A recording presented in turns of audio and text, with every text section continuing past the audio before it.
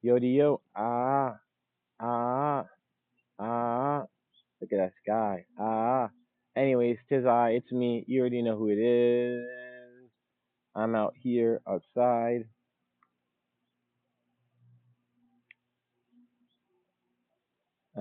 Yeah, but you can also walk with me if you want to, but that's not necessary. Um, but yeah, I'm gonna be reviewing Dark Waters with Mark Ruffalo. He was a strong performance. Anne Hathaway was solid in this movie, but I'm always very weary when it's like, hey, um you're gonna be this sexist type of character, but not sexist. It's just like I really don't like how like a lot of the roles that women have are always so like you're the housewife, you're the help type thing, and I just really really don't like it. And I know that, and especially when you get to period pieces and all things like that, it's like it's a period piece. Everybody's white, like I understand you can't change history, but and you shouldn't whitewash everything so that it's like you're altering things like Hamilton with Lin Manuel Miranda. But I think I really much prefer that, or just some sort of clarity like that. But I just feel like we're still kind of stuck where it's just like this has to be Downton Abbey. It's only white people with British accent are gonna cast. I just don't like that. I feel like it's so limiting for our art and our creativity. And I understand it's accurate, but accuracy maybe is not always like the best, and I feel like it just makes them kind of whack. And I'm just tired of like anime being everybody's Asian, a period piece, everybody's white, like. And I understand, like the times are the times, and you shouldn't just completely whitewash history. But I also feel like we should try to make art that's different, and that's unique, and just has more progressiveness. And I don't even like the word progressive. I feel like we're always going progressive, but something that's more with the times and more respectable to the different races and cultures, and that's not just so prejudiced and landlocked in an old time. And I know you're trying to tell a story in an old time and make it be accurate, but like they don't always have to be so homogenized and so just this kind of group of bad people. And I feel like a lot of the pieces that do that, they kind of glamorize it, glorify it, and they don't really like focus on a lot of the bad things. And I'm like, bro, if you're gonna make it a period piece, make it a period piece. You got to address all the prejudice and homophobia and sexism and racism that is in the piece. And I that really frustrates me. But anyways, it's like this is another role where it's like she's kind of just playing the housewife, basically. That's it, and it's frustrating. The role is what I'm mad at, not about Anne Hathaway. She did a solid job. Anne Hathaway, she's Anne Hathaway. She did her job. It was meaningful. And Mark Ruffalo just kicked butt. He's really good at these like low key dramas where he can just like let his performance unfold. And I think that's why he's him at his peak powers is when he's not, you know, in your face, where he's just kind of talking and he's just letting the smoke roll away of his story and his expressionism and his subtleties.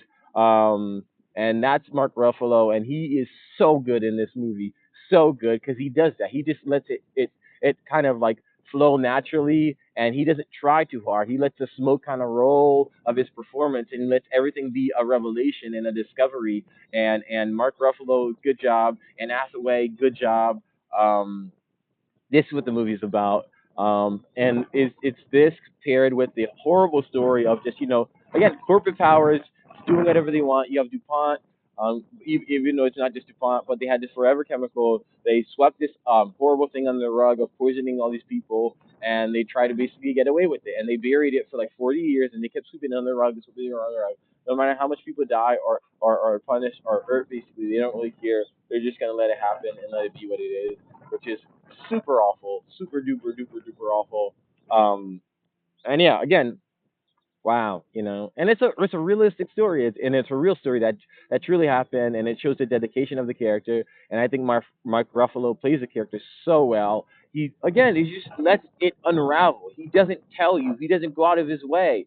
The movie is with him as he does his thing, and I think this movie is so harrowing, but it's also just horrifying, and its story, and it's a show. It shows you Mark Ruffalo's good job of being brave, but it also shows you that the horrificness of just like DuPont just poisoning people with a forever chemical, and they don't care, because profits rules all. And it's just again one of those grounding things to remind you that you're human beings and that we can't turn a blind eye to to just the rich people and successful people, or the people who have positions of power, authority, or fame to just run amok, basically. Um, and it's not over the top. It's well done. It's well said. It's a good simmer kind of thriller, thrilling movie, and I really, really loved it. I thought it was enjoyable to a lot percentage points, whatever. Todd Haynes was the director. Good self discovery. Good um, piecing and releasing. The pacing was excellent, and the screenwriter was Mario Cora and Matthew Michael Carnahan. Sorry.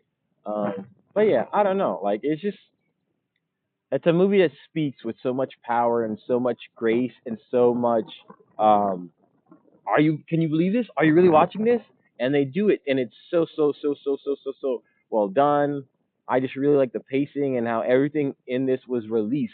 It wasn't like shoving it in your face, blah blah blah blah blah. Look. It was subtle.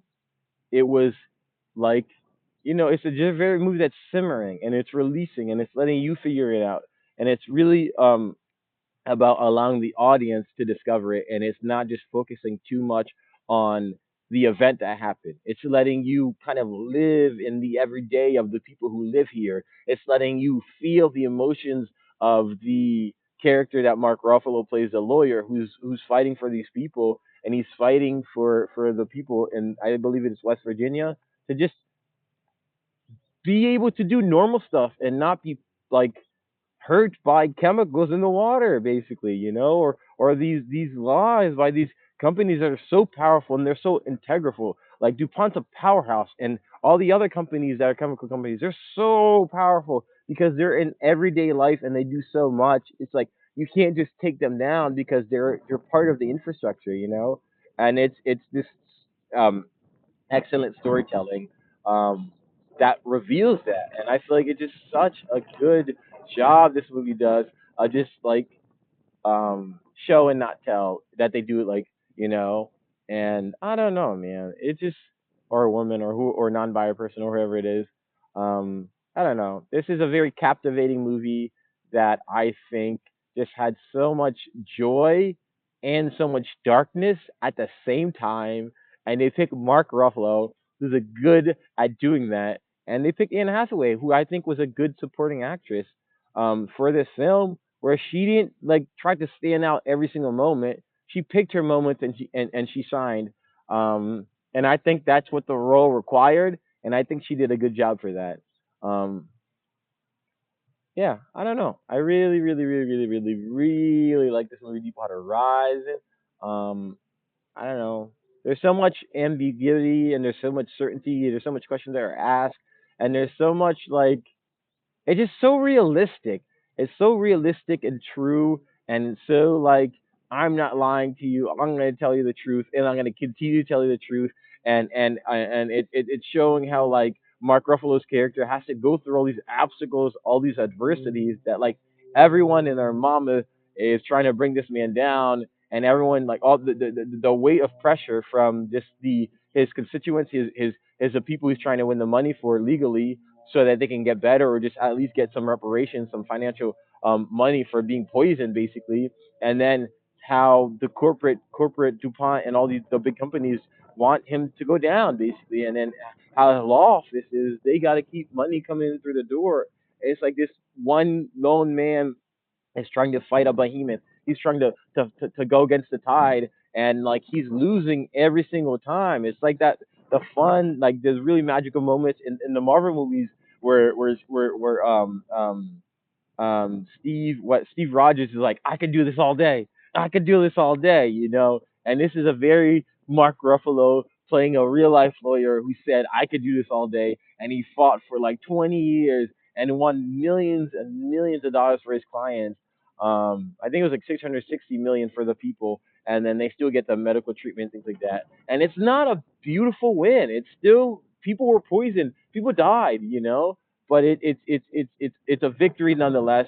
And this movie tells it that way, with also the big bad is still looming. You still have the corporate power, you still have DuPont and all these chemical companies and all these other companies that set in the writing in the end that like it's still going on.